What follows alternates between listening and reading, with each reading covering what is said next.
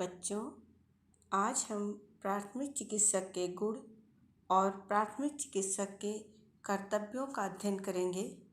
जैसा कि हम सभी जानते हैं कि मनुष्य एक सामाजिक प्राणी है और यदि कोई भी व्यक्ति दुर्घटनाग्रस्त होता है तो उसके आसपास उपस्थित अन्य लोग उसको यथासंभव सहायता पहुंचाने का प्रयास करते हैं, परंतु यह आवश्यक नहीं है कि प्रत्येक व्यक्ति को प्राथमिक चिकित्सा का पूर्ण ज्ञान हो या उसने इसका विधिपूर्वक प्रशिक्षण लिया हो।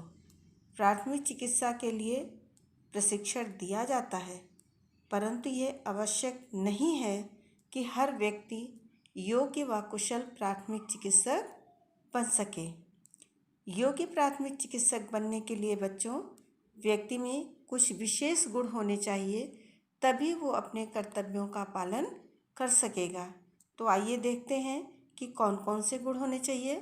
तो सबसे पहले बच्चों आता है उत्तम स्वास्थ्य व दृढ़ हृदय। दुर्घटनाग्रस्त व्यक्ति की दशा अत्यंत दयनीय हो जाती है।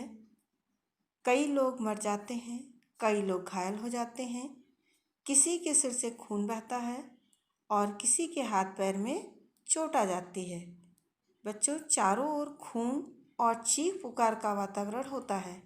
कमज़ोर हृदय वाला व्यक्ति ऐसी स्थिति में कुछ भी कर पाने की स्थिति में नहीं होता है। प्राथमिक चिकित्सक उत्तम स्वास्थ्य और दृढ़ हृदय वाला होना चाहिए। फिर बच्चों आता है कि प्राथमिक चिकित्सक को मानव शरीर संरचना का ज्ञान होना चाहिए। प्राथमिक चिकित्सक को मानव शरीर और उसके विभिन्न अंगों और उनके कार्यों की प्रारंभिक जानकारी होनी चाहिए। फिर है बच्चों, निर्णय लेने में योग्य। वही व्यक्ति कुशल प्राथमिक चिकित्सक हो सकता है जिसमें निर्णय लेने की योग्यता होती है। फिर है चतुर एवं योग्य।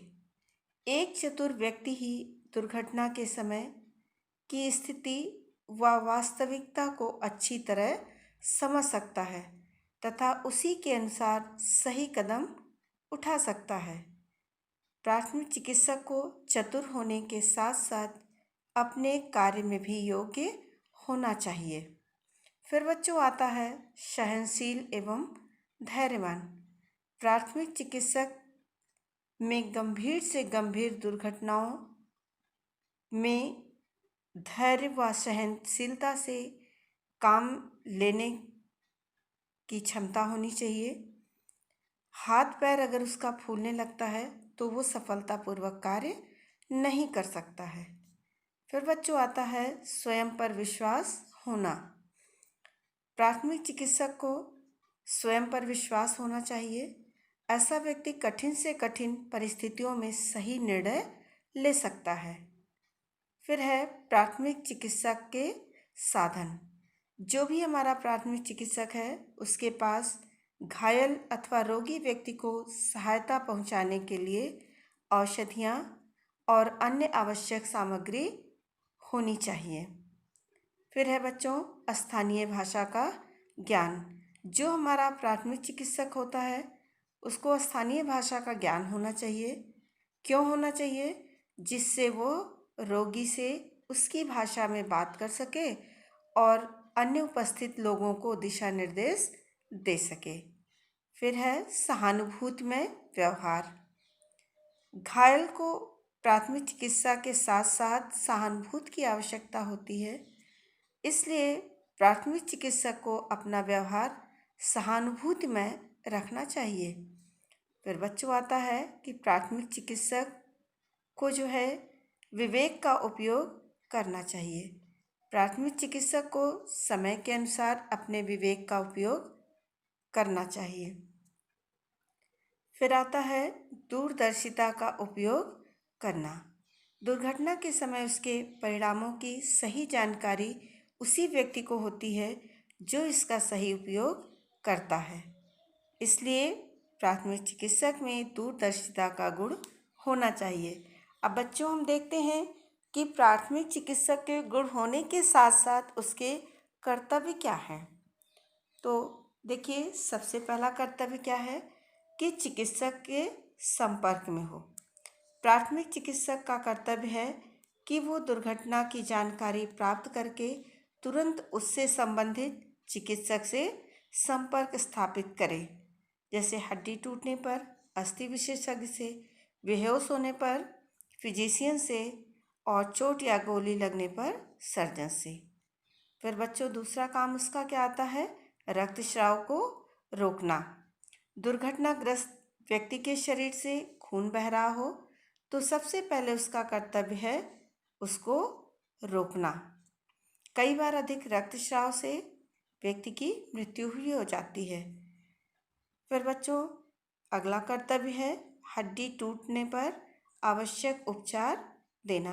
कभी कभी दुर्घटना में हड्डी टूट जाती है जिससे वो अंग लटक जाता है और ऐसी स्थिति में प्राथमिक चिकित्सक को चाहिए कि वो प्रभावित अंग को किसी प्रकार की पट्टी से सहारा देकर बांध दे, जिससे उस व्यक्ति को कष्ट कम हो और हड्डी टूट में और गंभीरता ना आए। फिर बच्चों आता है मूर्छा दूर करने के उपाय। दुर्घटनाग्रस्त व्यक्ति यदि मूर्छित हो गया है तो प्राथमिक चिकित्सक का कर्तव्य है कि पानी की छींटे डालकर उसकी मूर्छा दूर करें। फिर है शुद्ध वायु का प्रबंध करना। यदि दुर्घटना किसी बंद स्थान पर हुई है तो दुर्घटनाग्रस्त व्यक्ति को तुरंत हवादार स्थान पर पहुंचाना चाहिए।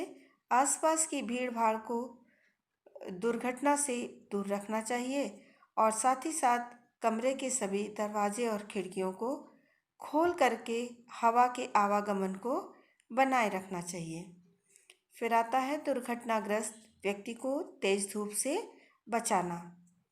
अत्यधिक गर्मी में दुर्घटनाग्रस्त व्यक्ति को तेज धूप से बचाना चाहिए ताकि व्यक्ति जो है आराम कर सके। इसके लिए उसे पेड़ के नीचे या किसी शेड के नीचे लिटा देना चाहिए। अगर ऐसी व्यवस्था नहीं है तो कपड़ा लपेट देना चाहिए। फिर बच्चों आता है दुर्घटना का पूर्ण विवरण इकट्ठा करना। ये प्राथमिक चिकित्सक का कर्तव्य है कि वो दुर्घटना का पूर्ण विवरण जानने का प्रयास करे। जैसे व्यक्ति ने कौन सी विषैली दवा खाई है या उसको कौन से विषैले जानवर ने काटा है, और ऐसी स्थिति में ही वो जो है जानकारी प्राप्त करके चिकित्सक को यथापूर्ण स्थिति से अवगत करा सकता है। फिर है तुरंत औषधियाँ देना व उपचार करना। प्राथमिक चिकित्सक को दुर्घटना से तुरंत राहत दिलाने के लिए कुछ औषधियाँ अथवा खाने पीने की वस्तुओं का उपयोग करना चाहिए। जैसे कमजोरी आने पर ग्लूकोज मिलाकर पानी देना चाहिए। फिर बच्चों आता है वमन कराना। ये क्या होता है? यदि घायल ने न जलने वाला विष पी लिया हो तो उसे तुरंत वमन कराने का प्रयास करना चाहिए। फिर आता है विष की चिकित्सा।